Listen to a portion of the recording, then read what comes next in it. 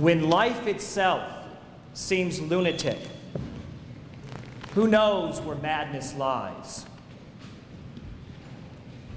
Perhaps to be practical is madness. To seek treasure where there is only trash. Too much sanity, this may be madness. But maddest of all, to see life as it is and not as it should be. Dale Wasserman wrote those words of wisdom for his leading character of his musical Man of La Mancha. Miguel de Cervantes, alias Don Quixote de la Mancha, the idealistic knight-errant, the righter of all wrongs, and Wasserman's leading man of our play tonight seem to share a great deal in common. Both question the reality of the institutions that hold them captive, and both act to empower the lives they touch with a great deal of passion, resulting in those lives forever being changed. Good evening, ladies and gentlemen. I'm Larry Van Deventer, and I'm very proud to be the director of the Colonel's Theater Company here at William Fleming. I'd like to welcome you to our 9th spring play, Dale Wasserman's classic, One Flew Over the Cuckoo's Nest. A little side note about the play. According to the author's wishes, when a community theater group, such as a high school, performs this play, it is certainly in our right to tone down a little bit of the language. And for any die-hard Cuckoo's Nest fans, I just want to say that we have done that, but I think we've also kept the dignity and the integrity of the show. And I've also written a character into the second act to help with that process. Thank you to our sponsors, people that have helped with props, helped put up banners downtown, things like that. Cox Cable, Showtimers, Summit Helicopters, Transformers Electric, and the Williamson Road Forum. Also want to thank Barbara Hall, the drama teacher at Westside Elementary, and her students for their help. You'll hear her students' voices in the second act. They did a tape for us. The time is 1963. The place is a state mental hospital anywhere in the United States. And without further ado, I give you Dale Wasserman's classic, One Flew Over the Cuckoo's Nest.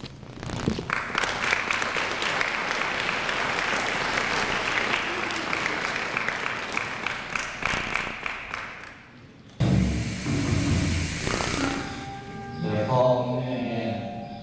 Something bad's gonna happen, so they're falling in again. You hear it pop up, the black machine. They got it going, 18 stories down below the ground.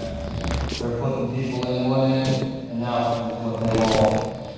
The way they do it pop up, each night we hit the world on the side, and everybody loses right up to the bottom. Then they hook them by the heels and hang them, and cut them open. Only one action, they ain't got no hairs. Just some beat up tears and stuff, and all they believe is rust. You think I'm raving. So often be true. My God, there's such a lot of things that are true, even if you never really have.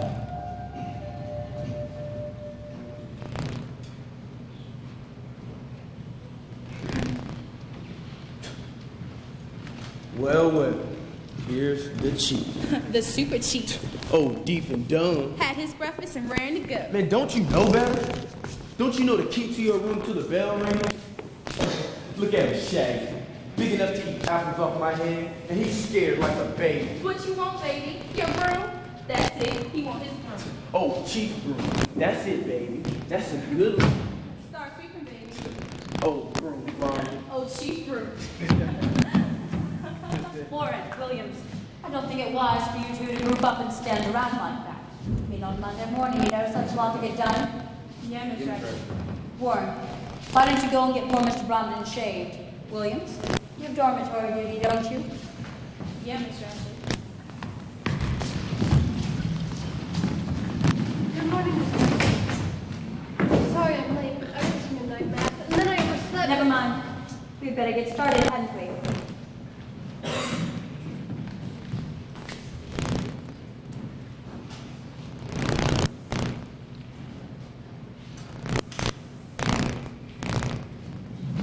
Medication. All patients today are medication.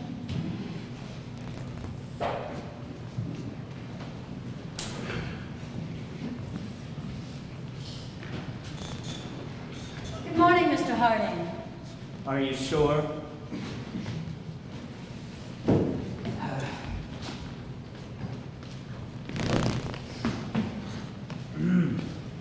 Dear Lord, for the tranquility we are about to receive, we thank thee. Oh, Billy, darling, I spoke to your mother last night. I had to tell her. What did you say?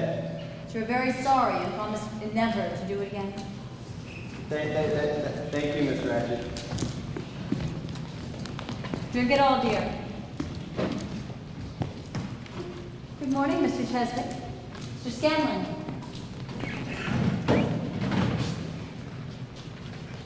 Wait a shake, honey. What are these? Medication. Lady, I can see that. What kind?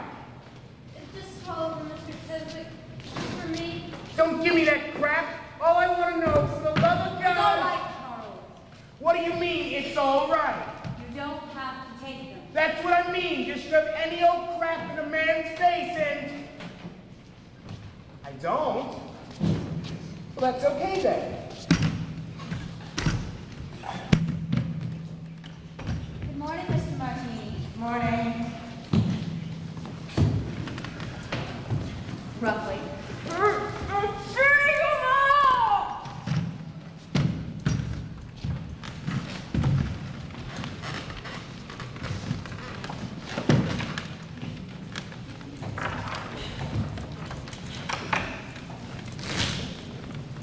Williams, we have a new patient down here this evening. I'd like you to meet him. Yes, Miss Rachett. Nurse Flynn, if you need me, I'll be at the staff station. Behave yourself, boys. Behave yourself, boys. Like we got a choice. Take it back here, you damn red skin. Don't like this, huh? Can't say I like that look of your eye.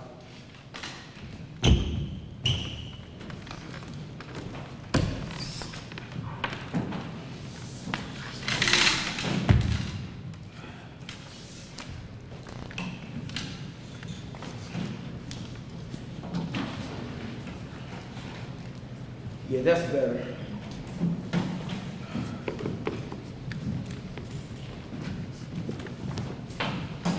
Look out there. No, No? I don't need any, thank you. Squirrel!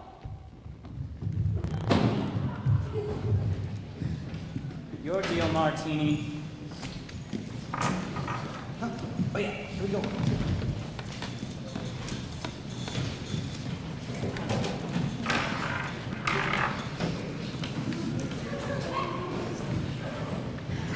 Martini, cut it out. What's the matter? There's no one there. Are you sure? There's only 4 of us. Okay.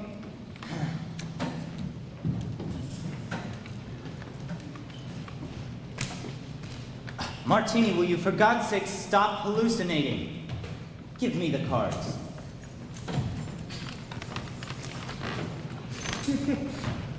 Ha! What's so funny? That mousy little nurse? She reminds me of the first time I saw a girl take off her clothes. I was 8, see? And up in a tree and looking in a bedroom window. And by the time she got to her little panties, I was shaking so hard, I fell out of the friggin' tree. That's it, Billy. Write it down. Well, we're supposed to. Sure, get a gold star by your name. You write down everything I say. And I'll write down some things you do. Shut up, you two. Bring along! Oh, for heaven's sake, this place is a madhouse. Fellow psychopaths, as president of the Patients' Council, I, Dale Harding, do hereby decree 10 seconds of blessed, therapeutic silence. Lady, you are so wrong. I don't have to do this, and I don't have to do that. You get the hell away from me, I swear to God.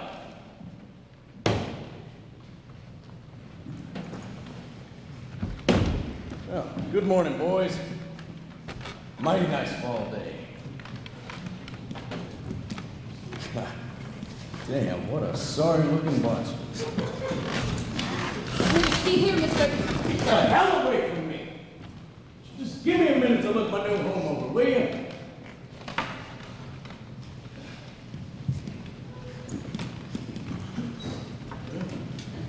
Well, I've never been at Institute of Psychology before. Mason Murphy, boys. R.P. McMurphy. You know, I'm a gambling fool. So what you playing in? Pinochle. Jesus, ain't you got a straight deck around here?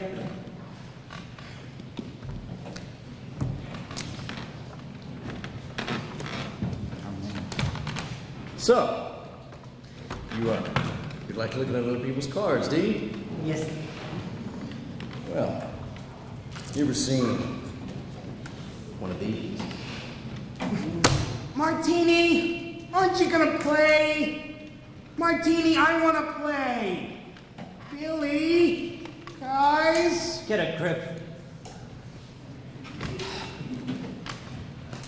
Well, boys, see what happened was, I got into a little bit of trouble down at the work farm, and the court ended up labeling me as a psychopath. So you think I'm gonna argue with the court? You bet your bottom dollar I won't. As long as it gets me out of them damn pea fields, I'll be anything their little hearts desire. Be it psychopath, or mad dog, or werewolf. So I don't care if I never see another weed and hoe till my dying day.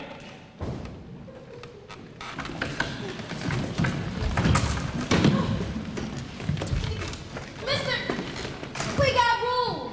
I gotta take your temperature and I gotta get you showered.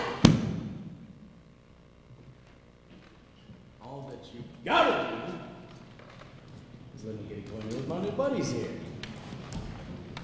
And if you do one thing more, Mister, you're asking for it. And you're gonna get it.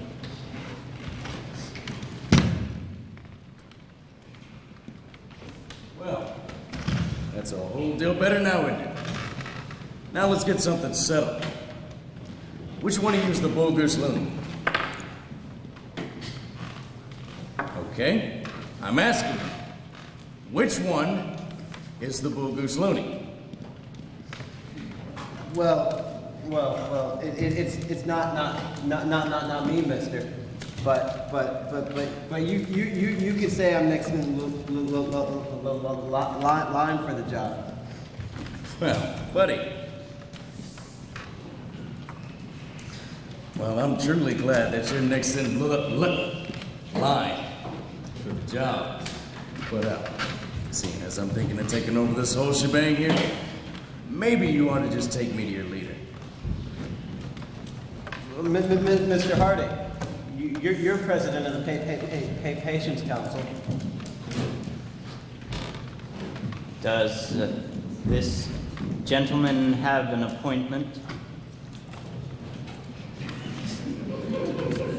Do you have an appointment, Mr.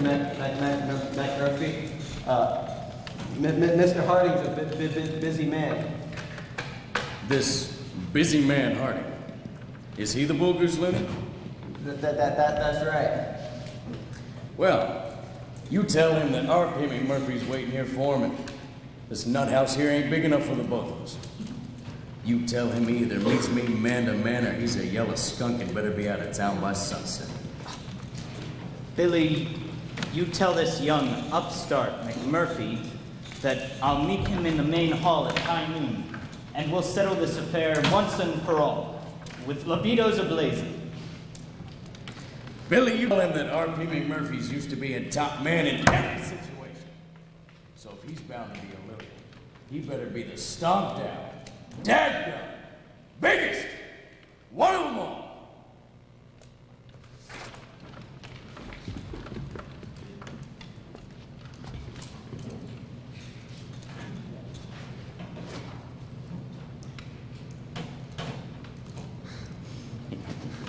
There.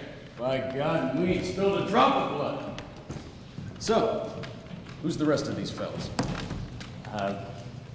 Well, on this side of the room, we're the acutes. What's acute about you? That means we are presumably curable. Over there, chronics. The walker and the vegetable. So, you're telling me that they're not curable? Now, what the hell? R.P. McMurphy, buddy, how do you do? Got any cigarettes? Nothing but. Get it?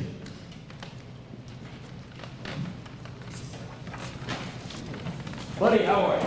Careful! What are you making there? A bomb to blow up the whole stinking world! God, buddy. Man, if you got competition.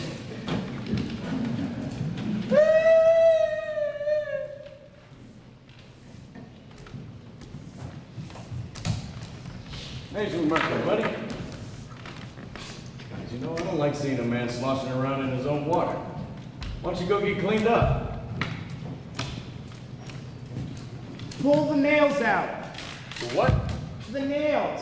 Oh, right.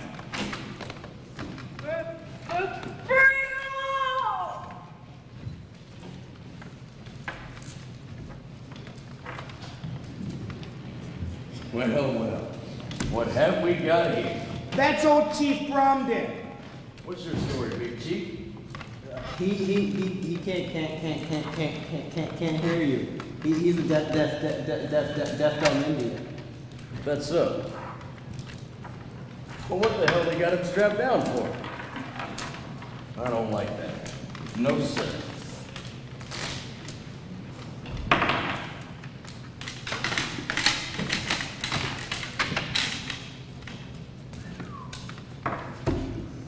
Say, you get to be your full growth, you may just be pretty good size. What tribe is he? I don't know. He was here when I came. According to the doctor, he's a Columbia River Indian, one of those who lived up on the waterfalls, but I believe the tribe is now defunct. Is that right, Chief? Are you defunct? He can't hear a word you say. Mr. McMurphy, Howdy, ma'am. I'll take that. Abe Williams tells me you're being difficult. Who, me? As I understand, you refuse to take your admission shower. Well, you see, about that, ma'am. See, they shot me at the courthouse and, again, last night at the jail. I swear to God, they'd have watched behind my ears for me on the way over if they could have found the facilities. Well, that's very amusing. But here on the ward, we have policies engineered for your cure. This means cooperation. Well, I'll cooperate from hell to Thursday, ma'am, but you wouldn't want me to be impolite now, would you? I gotta get acquainted with my new buddies here. Oh, please don't misunderstand, Mr. McMurphy. We appreciate the fact that you've taken it upon yourself to orient with patients. But everything in its own time, Mr. McMurphy. You must follow the rules. Ma'am, that's the exact thing somebody always tells me about the rules. Just as I'm thinking of breaking every one of them.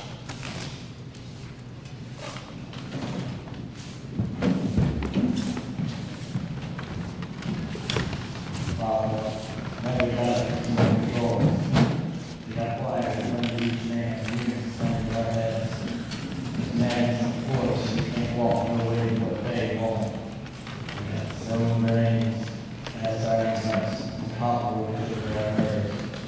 We got Cuckoos and buildings and buildings. Every time we go through, we got a neighbor, clear across the land. Factories, like this, for fixing the safety made outside. And like Papa, big, big, big. Oh yes, there is too such a thing. They got me where they got food, the way they got you. Hey, step right up, boys. You hit or you sit. What'd you say? Well, with the king showing the boy wants a hit, what do you know? We're coming at you. Oh, too bad. A little lady for the little lad. Now he's over the wall and down the road and up the hill and dropped his load. Coming at you, Mr. Scanlon. Wish somebody in that nurse's hot house would turn down that mother-loving music. I've never heard such a driving racket in my life.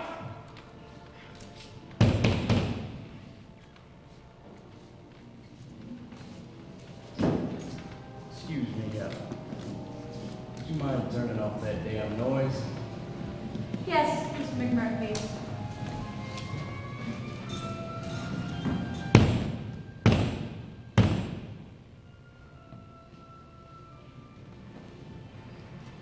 Yes, what? Yes, Mr. McMurphy, I would not. Music is considered therapeutic. What in the hell is so therapeutic about Lawrence Welch? Please don't lean on the glass, Mr. McMurphy. It leaves finger marks. Horse manure. Mr. McMurphy. I should tell you, we have a strict rule against gambling here on the ward. We're just playing for cigarettes. Are you sure those cigarettes don't stand for something else? Oh, yeah. Yeah, a hell of a lot of smoke. You little girls might want to laugh it up a little bit here. Okay, listen. That nurse brought up was a good idea. Why don't we sweeten the game? Where would we get the money? Oh, don't you give me that. Learned a few things about this place before coming in here. Learned that you boys pull compensation for this. $300-400 a month. And it doesn't draw nothing but dust. So, all you've got to do is sign a few IOUs. It's all right with me. Let's say each cigarette's worth a dime. Okay. Run them. There we go.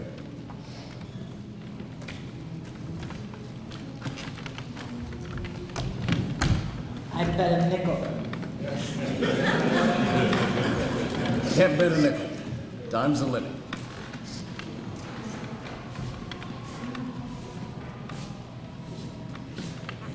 I bet a dime.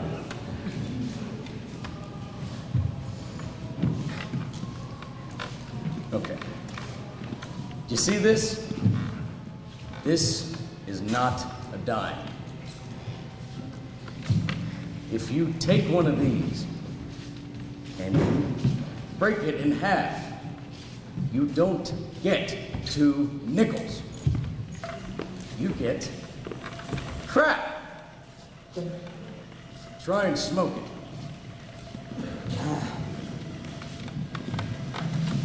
Remember, Mr. McMurphy, no gambling for money. Is that a two-way system? No, but Miss Rachett is a human radio. Well, she is, huh? Well, I may just have to unplug her. All right, Professor. There you sit with the deuce showing. Now I got a pack of Marlboros that says you back down. Squirrel!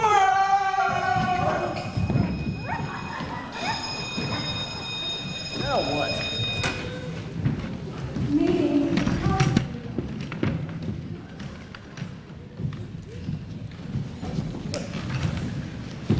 What's going on? Group therapy. Every day this time.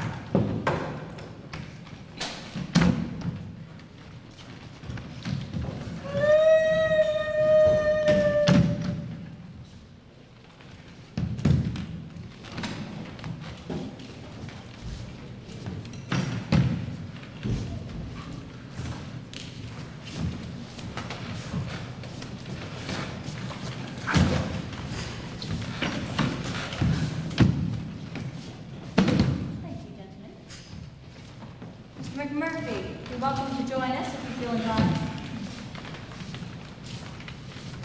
Now, who would like to begin? Cheswick? Harding? Mr. Scanlon?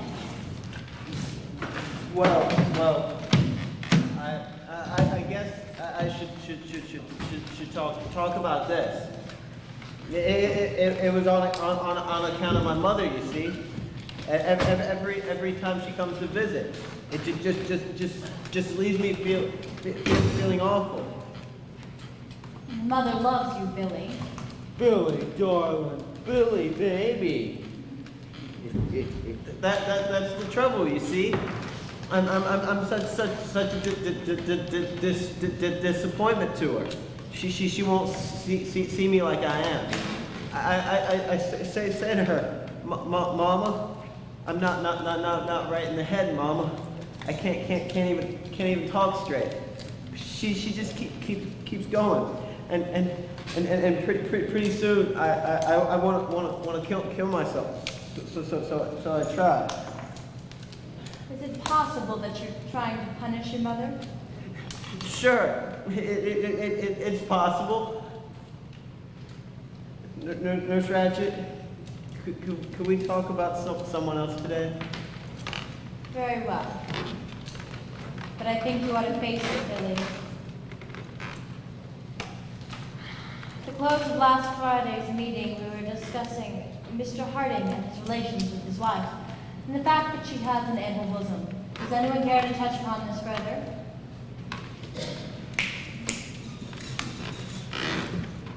Touch upon what? The subject, Mr. McMurphy.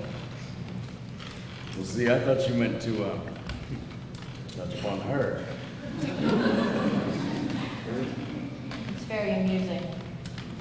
To continue, according to notes entered by various patients in the logbook, Mr. Harding is Good morning, Doctor. Sorry. We were just discussing Mr. Harding and his relations with his wife. Whose wife? Oh yeah, I see her. Where? Mamma mia, una figura d'una dea. Mama, allora. Look, don't you see her? Will you sit down? God, what I wouldn't give for that man's eyes. Our new admission, Doctor. Randall Patrick McMurphy. Committed by the state for diagnosis and possible treatment. 35. Never married. A history of drunkenness, assault and battery, disturbance of the peace, repeated gambling, and one arrest for rape. Statutory. With a child of 15. Said she was 17. She was plenty willing. Well, the court doctor's examination of the child. Doc, she was so willing, I took to padlocking my pants shut. Our new admission, Doctor.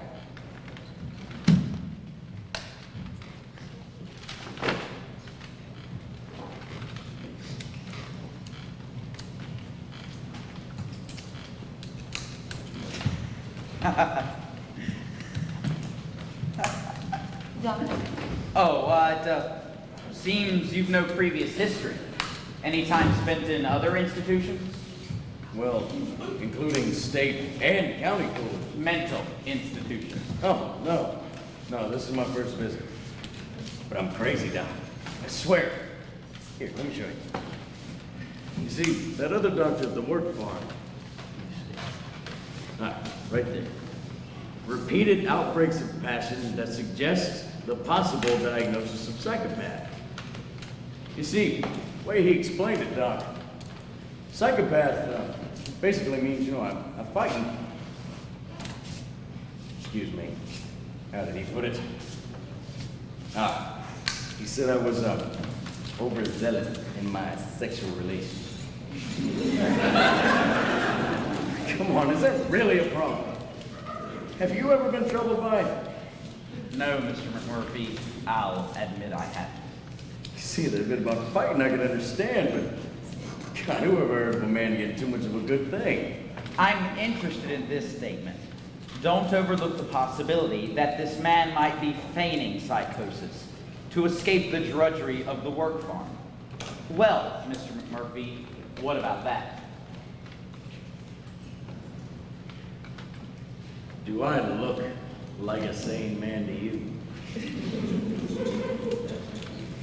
Doctor, perhaps you should advise Mr. McMurphy on the protocol of these meetings. Yes, one of the first rules is that the patient remains seated. Sure, Doc. You see, we operate on the principle of therapeutic community. The which? Therapeutic community. That means that this ward is a society in miniature. And since society decides who is sane and who isn't, you must measure up. Our goal here is a completely democratic ward, governed by the patients, working to restore you to the outside. The important thing is to let nothing fester inside of you. Talk, discuss, confess. If you hear another patient say something of significance, write it down in the logbook for all to see. Do you know what the procedure is called? Squealing. Group therapy. Help yourself and your friends probe the secrets of the subconscious. Bring those old guilts out into the open. What guilt? You have them or you wouldn't be here. Oh, right. I think I'm beginning to catch on here. Excellent. You see, like this dream I had the other night. Could you maybe tell me what it means? Okay. You see, it was like me in the dream. No, but then again, it wasn't. You know, me, I mean. More like somebody that looked like me. Like my dad. Interesting. Yeah, that's who it was. It was my daddy for sure. You know, because when I looked at me, him, I mean, he had this big iron bolt through his jump, just like Daddy used to have. Your father had an iron bolt through his jawbone? Just like a regular Frankenstein. How fascinating. I don't believe I've ever heard of a similar... Doctor. Perhaps Mr. McMurphy would learn better by example. To continue, according to notes entered by various patients in the logbook, Mr. Harding is recorded as saying he felt uneasy while walking with his wife because of the way other men stared at her. He has further said, quote, She damn well gives them reason to stare. End quote. he says that he may have given her reason to seek sexual attention elsewhere. What reason, Dale? Well, I can't say that I've been notably ardent. Do you mean sexually inadequate? Maybe she's just plain too hot for it. Yeah. I'll bet he's afraid of her. Not afraid. Okay, scared. It might be fair to say intimidated. Same thing. You have said that your wife's ample bosom gave you a feeling of inferiority. So why do you marry a broad with such big ones to begin with? I bet he has a mother fixation. I bet he was never weaned. That's not so. I wanted a womanly woman. One who would not compete, but who might help me Mr. Harding, she has said that she finds you less than masculine. Like the way you move your hands? That it, Dale? Mr. Harding, you chose a woman who was quite obviously your inferior. Do you find any significance in that? Yes. Of course. But I had thought, I theorized sexually at least. Yeah. You're always talking about how she's so good in the sack. Yeah, what happens in the sack?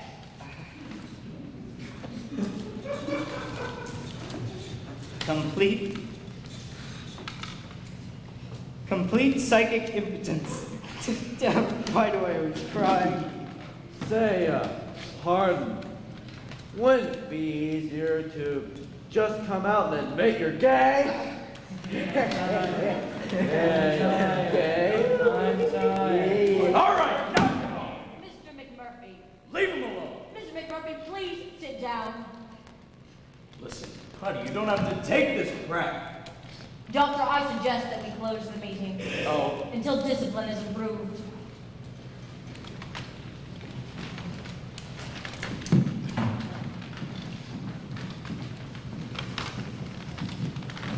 Buddy, is this the way these little meetings always go? It's like a bunch of chickens at a pecking party? Pecking party? I haven't the slightest notion what you're talking about. Well, I'll just explain it to you then. You see, flock gets sight of a spot of blood on some chicken. Then they go to pecking at it, see? So there's nothing left but blood and bones and feathers. But then some of the other chickens get spotted in the ruckus. Then it's their turn. I see. A pecking party. Well, that certainly is a pleasant analogy, my friend. That's right, my friend. That's exactly what that little meeting just reminded me of. And I suppose that makes me the chicken with the spot of blood, eh, friend? That's right, friend. You know who's pecking the first peck? It's that nurse. That's it. So, it's as simple as that. As stupidly simple as that. You're on our ward 6 hours and you have already simplified the work of Freud, Jung, and Maxwell Jones and summed them up in one stupid analogy. It's a pecking party. Listen, buddy, I'm not talking about Fred Younger. Who's this Jones? Man, I'm talking about that crummy meeting. What the nurse just did to you. Did to me? In spades. Why, this is incredible. You completely disregard the fact that everything she did was for my benefit. Oh, horse apples. I'm disappointed in you, my friend. I had judged you were more intelligent, but it's evident I made a mistake. The hell with you, buddy! I also noticed your primitive brutality. Psychopath with definite sadistic tendencies, probably motivated by unreasoning egomania. And those talents certainly qualify you as a therapist, my friend. Oh, yes, they render you quite capable of criticizing Nurse Rachett, although she's a highly regarded psychiatric nurse with 20 years' experience in the field. But you, no doubt, with your talents, could work subconscious miracles, soothe the aching id, and heal the wounded superego. You could probably cure the whole ward, vegetables and all, in 6 months, ladies and gentlemen, or your money back.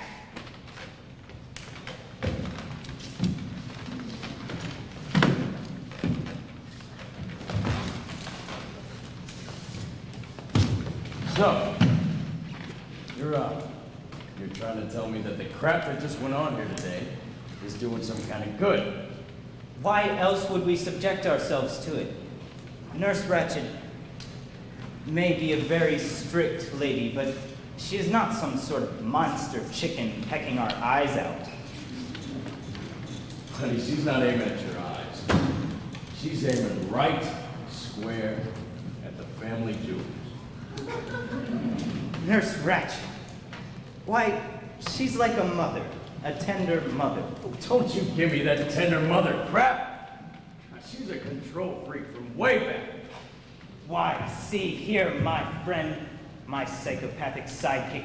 Nurse Rachett is a veritable angel of mercy, and why everybody knows it.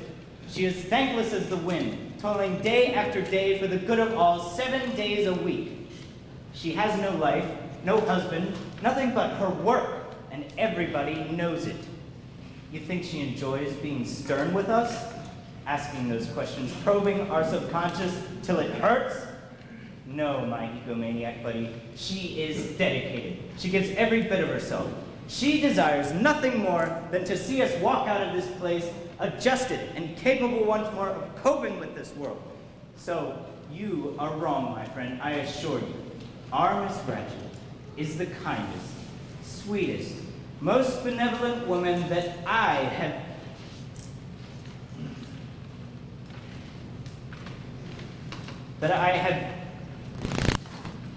ever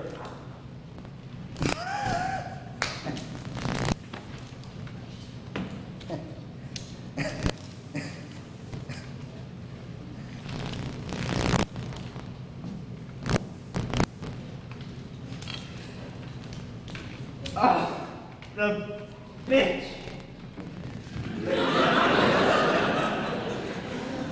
a bitch. You're right. About all of it. Okay. Why don't you do something about it? Why? Because the world belongs to the strong, my friend. The rabbit recognizes the strength of the wolf, so he digs holes and hides while the wolf is about. He doesn't challenge the wolf to combat. Mr. McMurphy, my friend, I'm not a chicken. I am a rabbit. All of us here, rabbits. Most of us. Billy, hop around for Mr. McMurphy. At Cheswick, show him how furry you are. Oh, they're bashful. Isn't that sweet? You shut your mouth! All right. What would you have us do then, friend? Anything. Raise Jack. Tell her to go to hell. Try it and they'll ship you right on up to Disturb.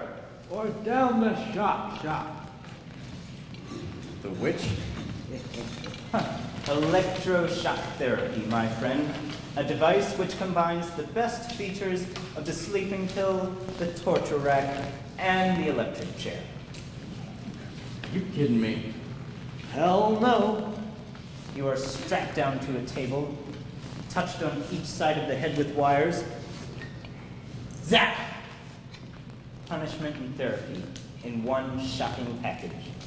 Cheap room there, 200 treatments. Okay. What about that little fart of a doctor? Oh, she requires his approval, but that's a formality. He has 200 patients, a bleeding ulcer, and no desire to make waves. What's the matter, friend? Losing your revolutionary spirit? Okay. What about that Democratic ward stuff? Why don't you vote on it? Well, what do we vote? That the big nurse can't ask us any more questions? Can't look at us in a certain way. Can't send us down the shop. Tell us, friend. What shall we vote? Hell, anything! But don't you boys see you gotta do something to show you still got some guts? Guys, you say the chief is scared. But look at you guys! I have never seen a scared-looking bunch in my life. I ain't scared.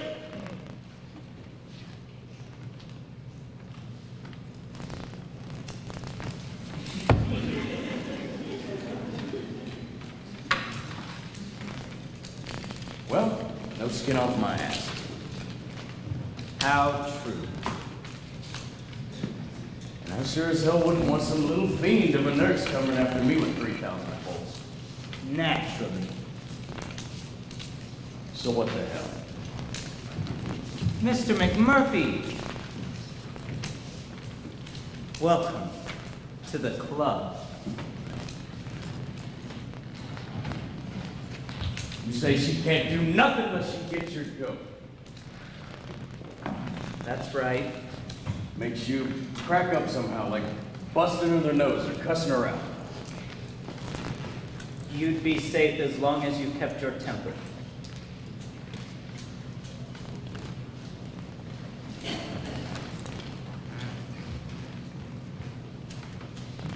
Okay. All right. Well, you birds think you got the champ there? How'd you like to put some money on it? On what? That I could get the best of her. You propose to make a wager on that. I'm wagering that I can put a burr up that nurse's butt within a week. I can make her come apart at them neat little seams and show you boys that she ain't unbeatable. 1 week. And if I ain't got her to where she doesn't know her head from her butt, money's yours. I'll take it. Who's got $10 they want to lose? Come on, boys, you hit or you sit. Mr. McMurphy, this deserves eyes. $20 to your 10 that you can't do it.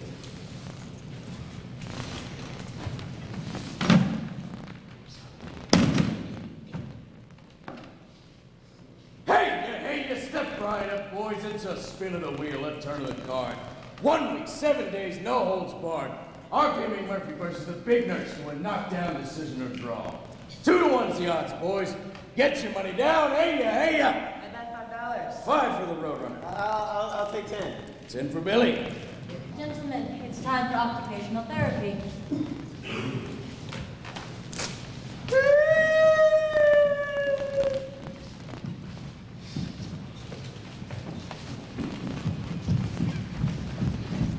Mr. McMurphy, what was all that action in here about? Oh, we're just playing a little game. Are you sure it wasn't some form of gambling? Oh, good heavens, no, ma'am.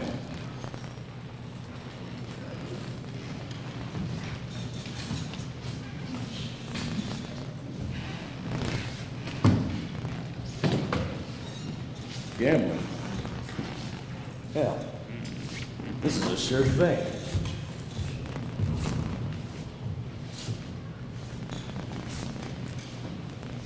You see that, Papa?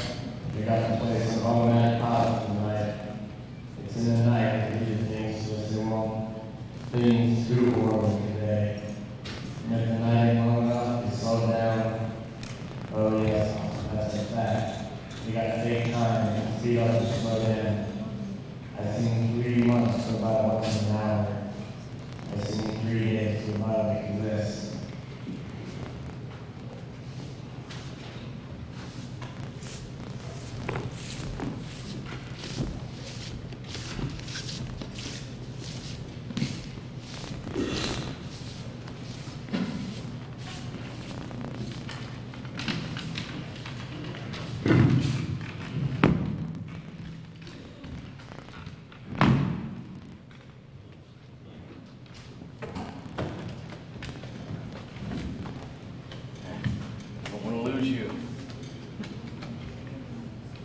Hey, Chief.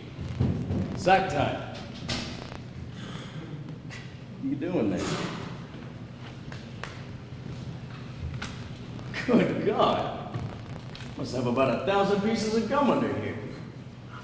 Where the hell do you stash it all? Here. You do better than that.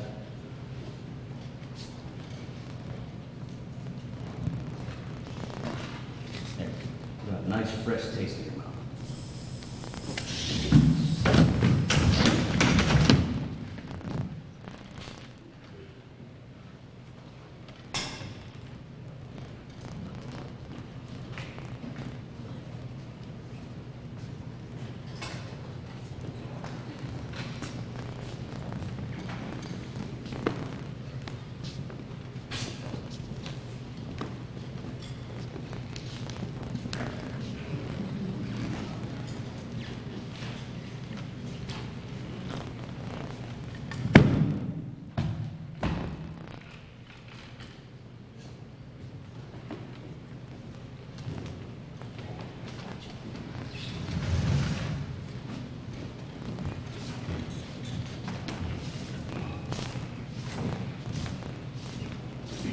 Chief.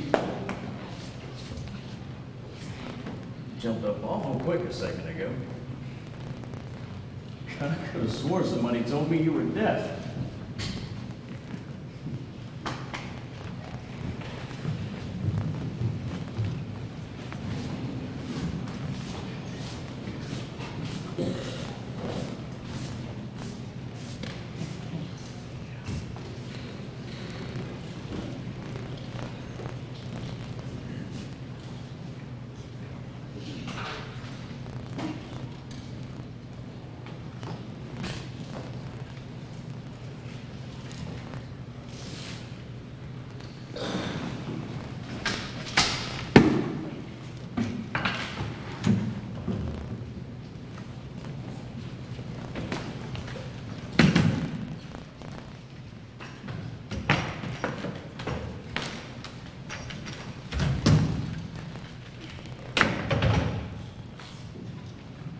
Look at this. Finger marks are smooth. Stuff's all over the place. Big nurse here, she raped Sam. Sure. She beat us with that big brown bag. Won't just beat her back. No, man. Alright, first we just slug her in the head with this bottle. We'll get it down. We'll prise open her This mouth stuff this whole damn mess. and ram it to the bottom.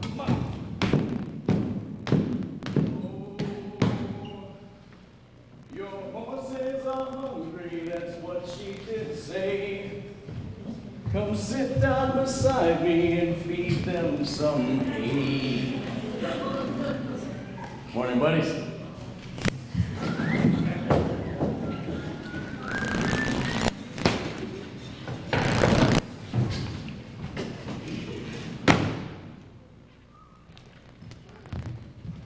Say, buddy. Suggests me get some toothpaste from our grinders. We don't open the cabinet till 6:45. So that's where they keep the toothpaste. Locked in the cabinet. That's right. Now, why do you suppose they do that? It's dangerous now, isn't it? War policy. That's the reason. Foreign policy. Now why?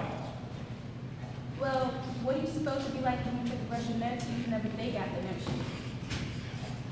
So, you're saying the policy is for those who can't brush after each and every meal? Don't you see? I think I do now. So, without the policy, people just be brushing their teeth whenever the spirit moves. That's right, but... Can you imagine? Teeth being brushed at 6:30, 6:20, maybe even 6 o'clock in the morning. All right, William. We need to get back to work.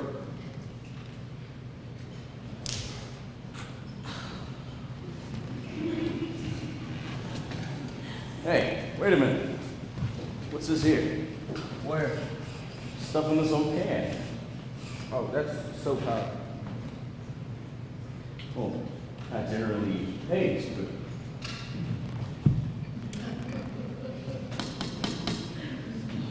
we'll talk about that war policy stuff later.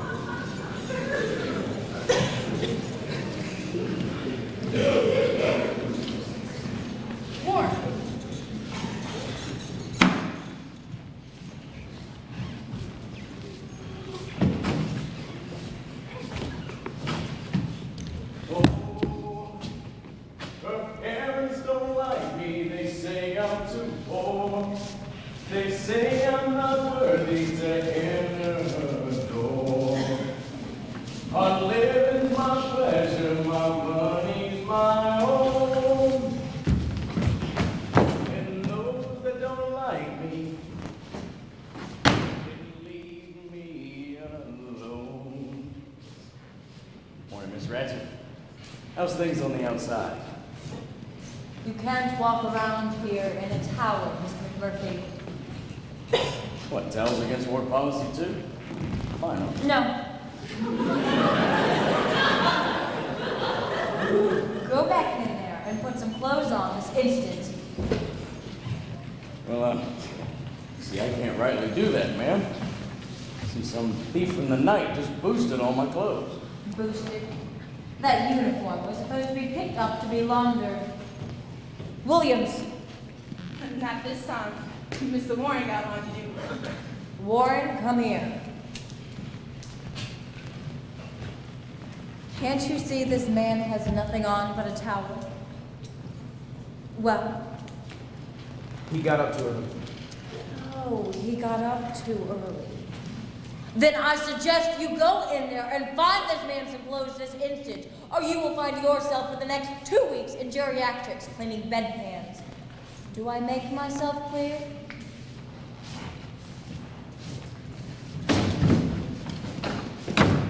And Mr. McMurphy, get rid of that towel. Certainly.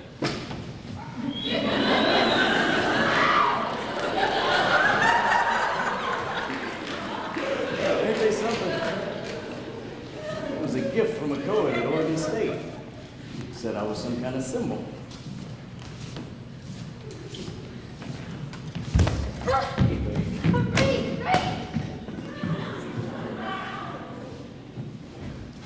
If you are quite finished showing off that manly physique of yours, I think you better get dressed, Mr. McMurphy. Elaine.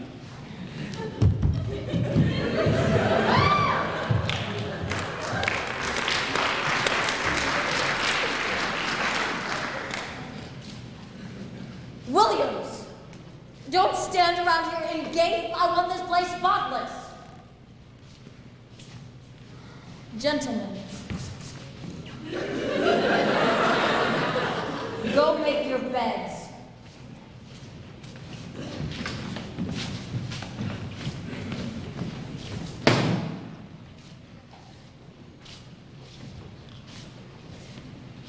I was in the morning Christmas holiday here at the hospital. It was right at midnight, and there was a big wind, and the door closed up. And here comes the fat man, all dressed in red, big white beard and mustache. Ho, ho, ho, he says. Like to say, but I must be heard along. There he kind of said, you know. Well, the age jumped and pinned him down with the flashlights and gave him a tranquilizer and sent him straight on to the surgery. They mentioned 6 years, Papa. And when I let him know, he was clean shaven, skin as a board.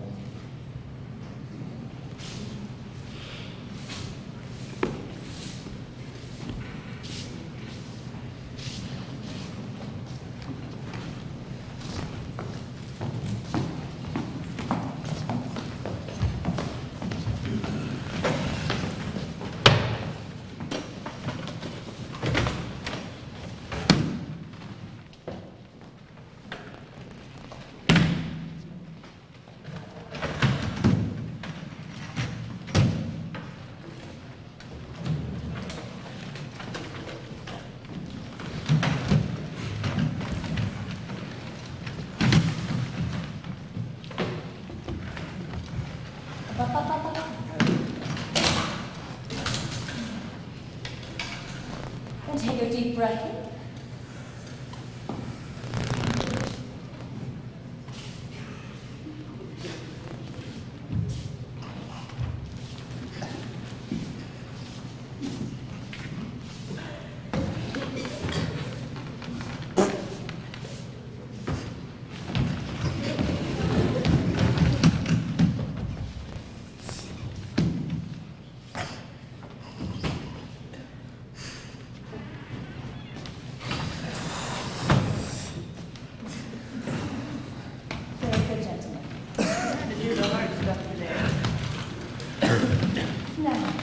Before we begin our discussion, I'd like to talk briefly about Mr. McMurphy. Yeah, where is he? I thought now would be the appropriate time for him to have his meeting with Dr. Spivey. He'll be back shortly. Now, I don't think he should be allowed to continue upsetting my patients. I ain't upset. Neither am I.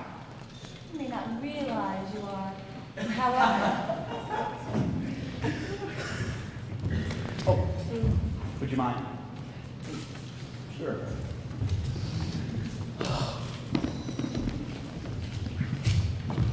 So what do you think, Doc? Oh, it's a charming notion. A real blast. Doctor, we're in the middle of a meeting. Oh, sorry. Go right ahead.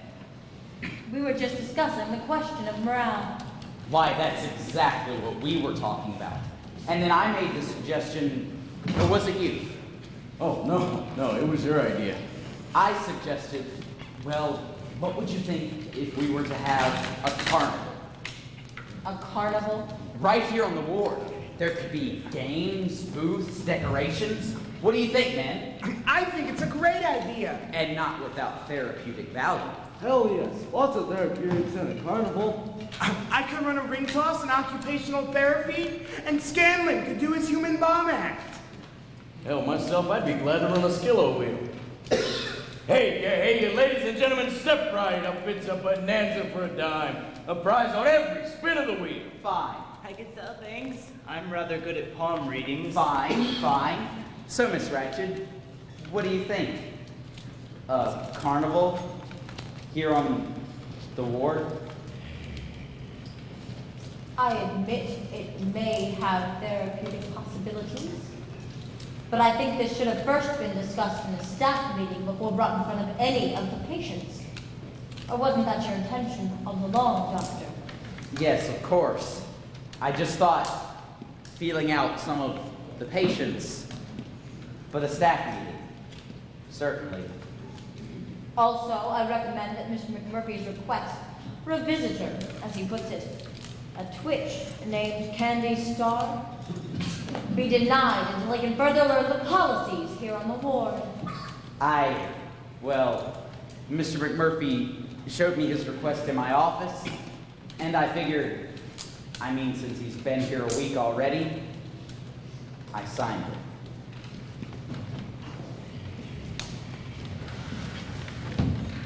Very well.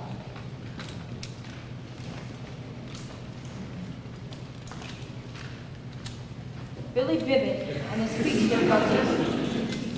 When did you first stutter, Billy? Well, the very first word I ever said, I studied. Mama. And then when I proposed to the girl, I flubbed it. I said to her, honey, will you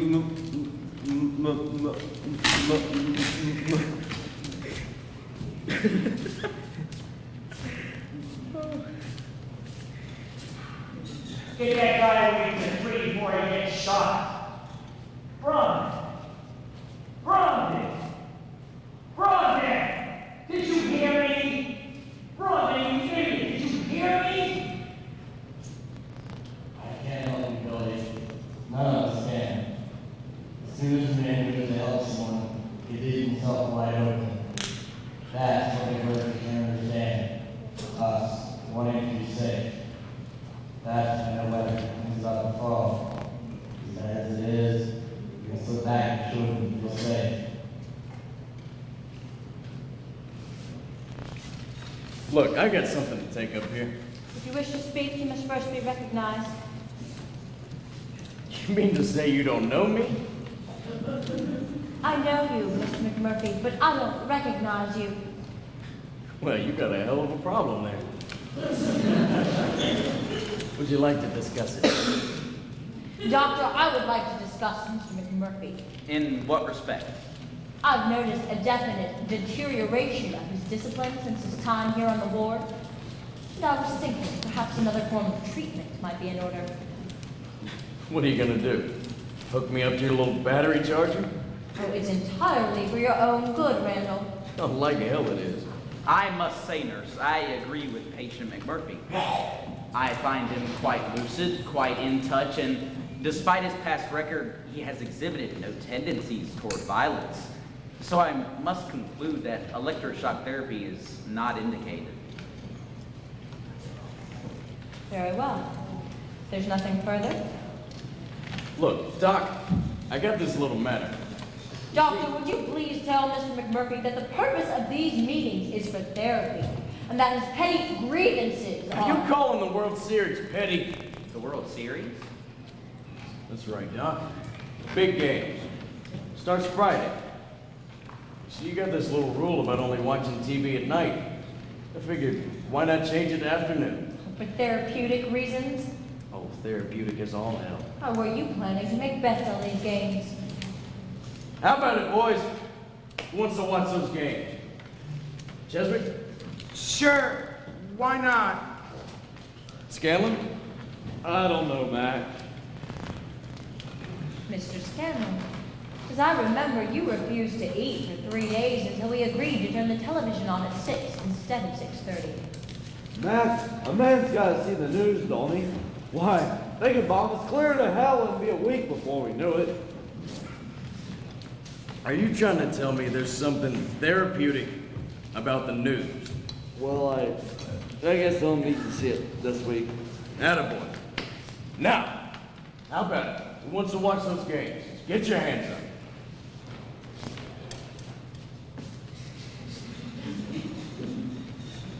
Oh, come on. What is this crap? Thought you boys could vote on stuff like this. Ain't that right, Doc? Okay. Well, who wants to watch those games? Get your hands up.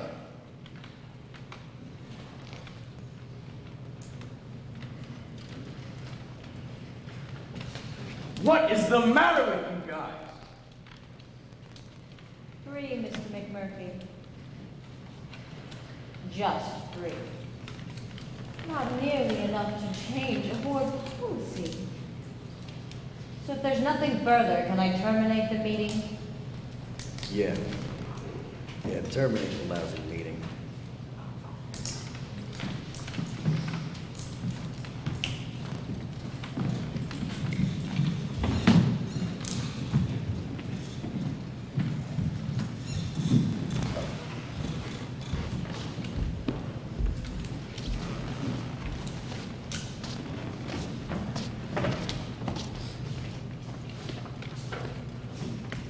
Look, Matt. Some of us have been here a long time, Matt, and some of us we'll be here a long time after you're gone, or a long time after the World Series is over, and don't you see? Don't you realize that? I don't understand. I don't understand it!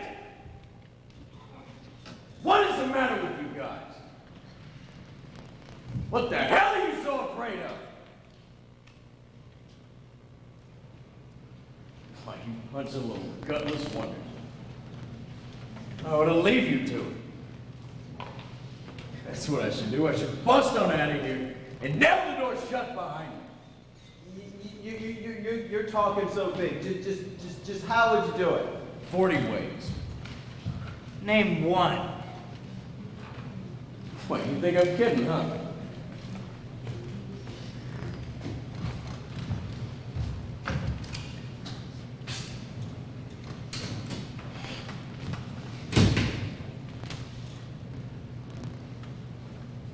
Okay. How about that thing Billy's sitting on there? Could toss it through one of these mesh windows.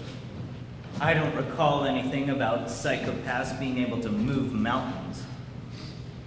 Are you trying to tell me I can't lift this dinky little thing? That dinky little thing must weigh a quarter ton, and it contains all the electrical equipment for the nurses' station. Hell yes, try it, Mac. If you do it, you'll blow the whole station into orbit. Who's got $5 they want to lose? This is more foolhardy than your bet against the big nurse. $5, boys. Because nobody's going to tell me I can't do something until I try it. Here. All your IOUs from Blackjack. Double or nothing. You're on. I'll take it. Stand back, boys. Scanlon, get these women and children someplace safe. Hey, cards. Be quiet, Mark.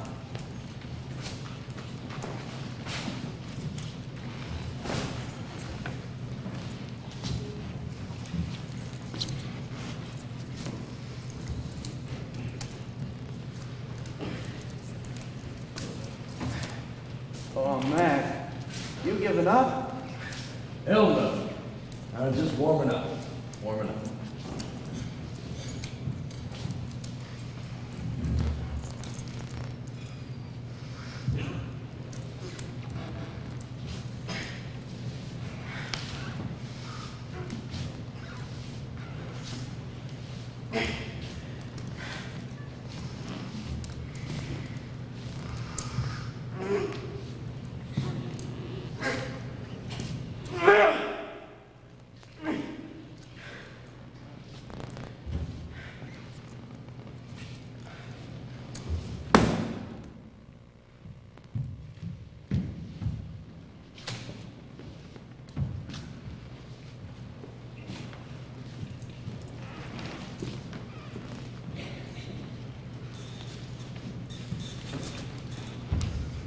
Mac,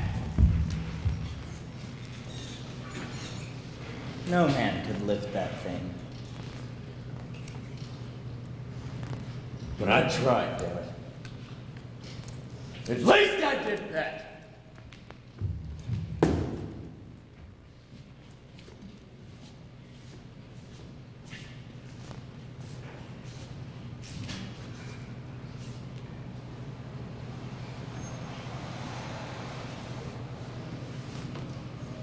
There, the waterfall.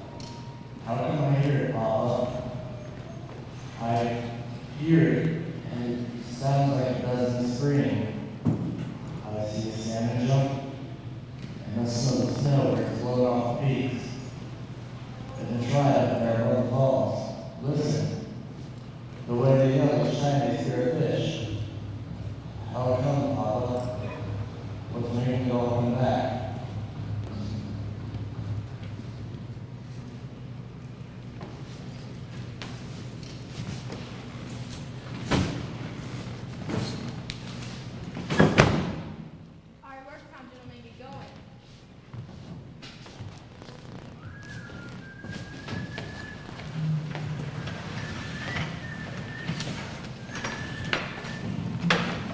Come on, guys, I ain't got all day. Get these stairs up now.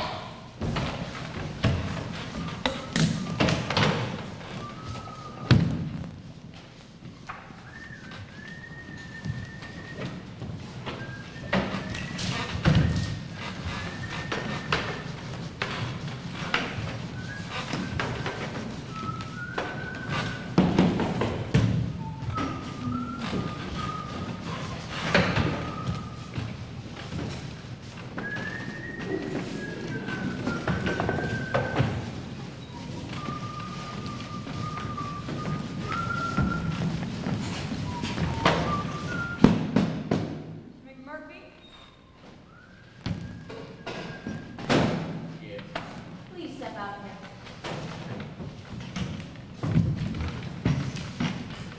You must have had a This is an outrage. No, ma'am, that is the latrine. You were supposed to get those urinals clean. Well, ma'am, they may not be clean enough for some people, but, personally, I plan to piss in them. Not eat lunch out. Then perhaps you better get another job. Take over.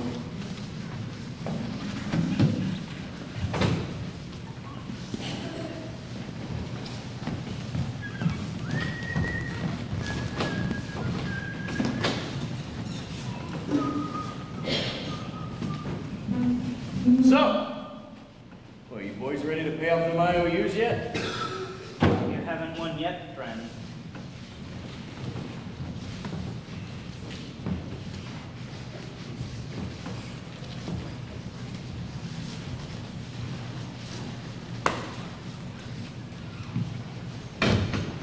Oh, does the spearmint lose its flavor on the bedpost all night? When you chew it in the morning, will it be too hard to bite?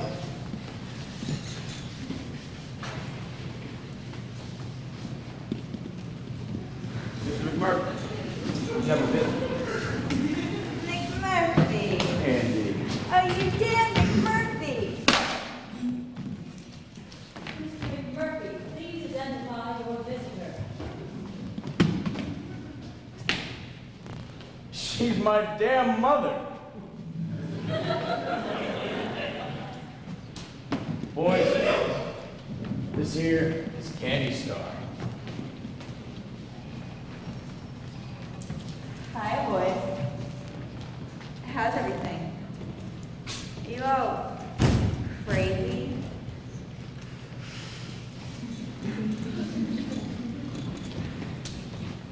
Honey, this here is Billy Big. And would you believe it? He's a virgin. Aw, they lock you up for that? No. Max, just kidding. Say, sweetie, do you have one of those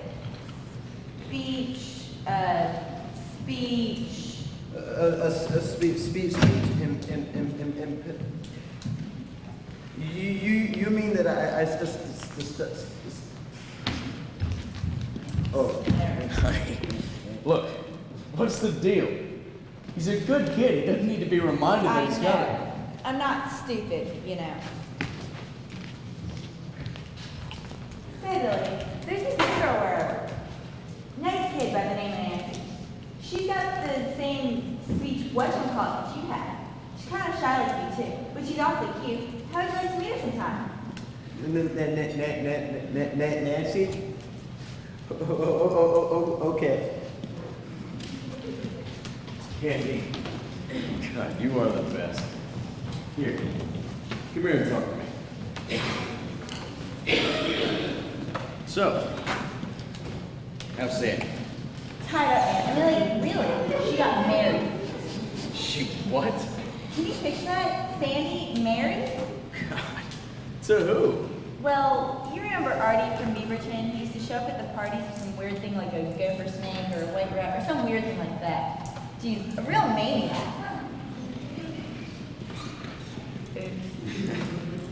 Don't worry, baby. They're a lot crazier on the outside. Oh, you dare, Miss Murphy. Mr. McMurphy. Okay. Are you all right, baby? I mean, are they treating you all right? Oh, hell yes. Feel the grub. Sensational. You know, in the bed they give a man. Here, why don't I just show you? Why not? Mr. McMurphy.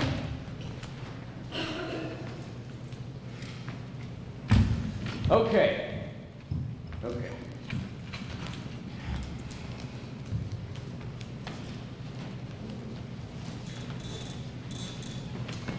Here. Here. I think she wants to watch. And listen, you're talking about all the old parties and everything. You got me thinking. You could probably throw one right here. You kidding? You bring Sandy too. I told you, Sandy got married. Well, she still digs parties, doesn't she? Well, sure, but how'd you get in?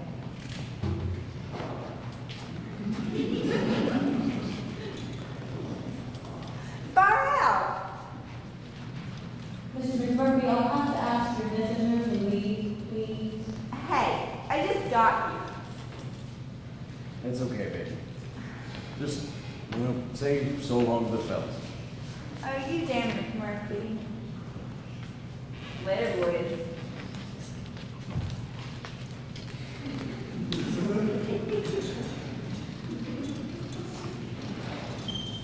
Good kid. Comes from a nice family. You're not really gonna do it. Why not? A party here. Yeah, that's a scam. With candy. Cute trick, huh? How'd you like to bump bellies with that? Oh, or better yet, how about with Nancy? Oh boy. My friend. For pure audacity, that suggestion should receive the Analyst Oscar. Well, boys, I tell you, I plan to fling the greatest brawl ever been flung in a loony bin. Oh man, we're gonna have a party? Who the hell said we? But Mac, why? Because I'm sick of you jerks, that's why. You know what's going on right now? The World Series. And you kept me from seeing it. But Mac, we tried. Yeah, you and Scanlon. The rest of them were too damn scared to get their hands up.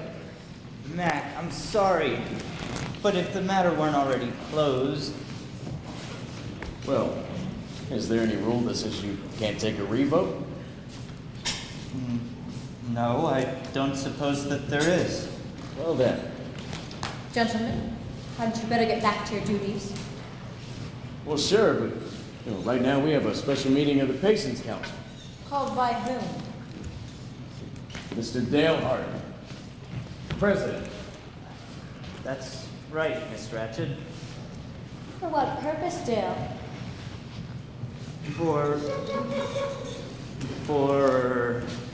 For the purpose of taking a revote on changing TV time to afternoon. Oh, I see. All right, boys. Just a moment. Do any of you feel as though Mr. McMurphy has enforced his desires upon you? I've been thinking. Perhaps you might be happier if you were moved to another ward. You can't ship him up to the stoop just for taking up a vote. He's right. Are you sure one more vote will satisfy you? Oh, yeah. I just want to see once and for all which one of these birds has any guts and which one hasn't. All right. All in favor of changing television time to this afternoon, raise your hand.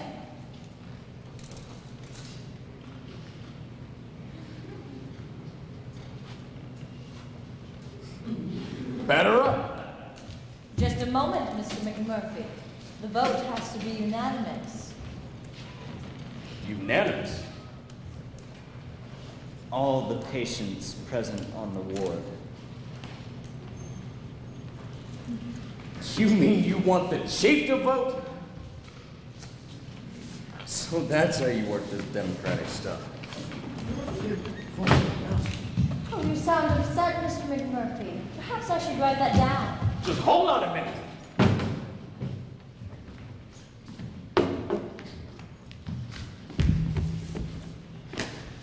Chief. Okay. This is it. Now or never. We're men or we're monkeys. We make or we break. Get your hand up, now. Oh, don't be ridiculous, Mr. McMurphy. He can't understand a word that you're saying. Come on, Chief. Just get your hand up and vote.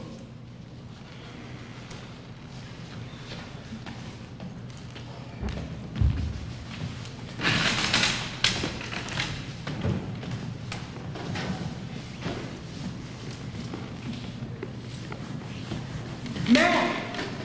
Nurse Rachett! Yes! Yes!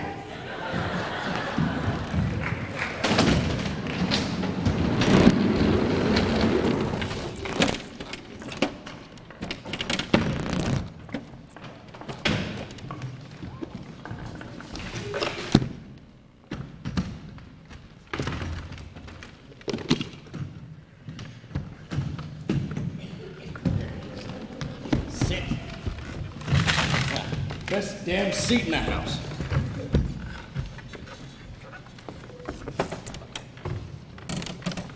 Hey, Fleming. How's that? Hey, don't mind. Kind of two lying on the same base. Bottom of the sense. I think right position. Here comes the white guy. Heads up!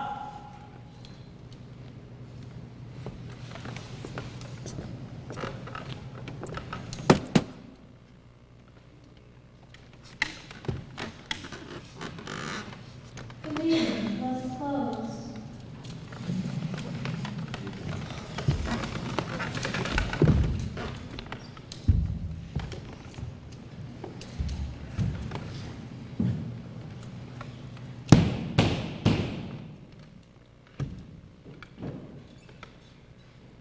Look, the chief just voted. The meeting was closed. You're not gonna say that now. You're not gonna say that now. You're not gonna pull that henhouse crap after the chief just voted. I want that damn television turned on now.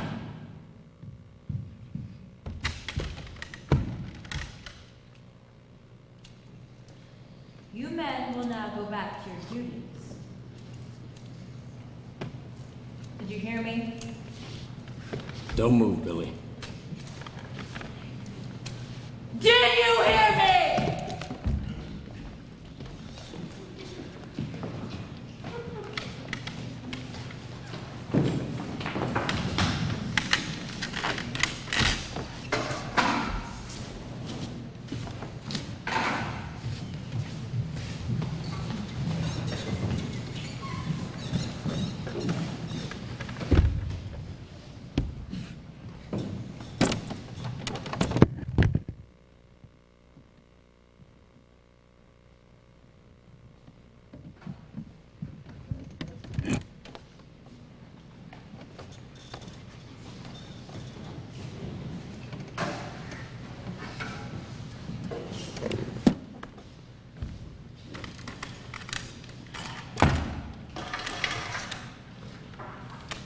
There's the pitch. Strike three, a slider in at the corner of the plate. Dodgers come up in the first half of the seventh. Maury Wills steps to the bat. Ford settles in. Kicks and delivers. And it's a hit right down the middle. Mantle cuts the ball off and holds Wills to a single. Willie Davis steps up. Ford settles back in. Looks Wills back to first. There's the pitch. Wills break for second! Run, you mother-loving turkey, run! Yogi throws. It's too late! Too late! Wills steals another one. Back to Davis. There's the pitch. And he hits one right down the right field line. Take another base! Another base! Wills rounds third while Davis holds a second with a double. Ford's in big trouble, Martini. Big trouble. Rose up. Here's the pitch.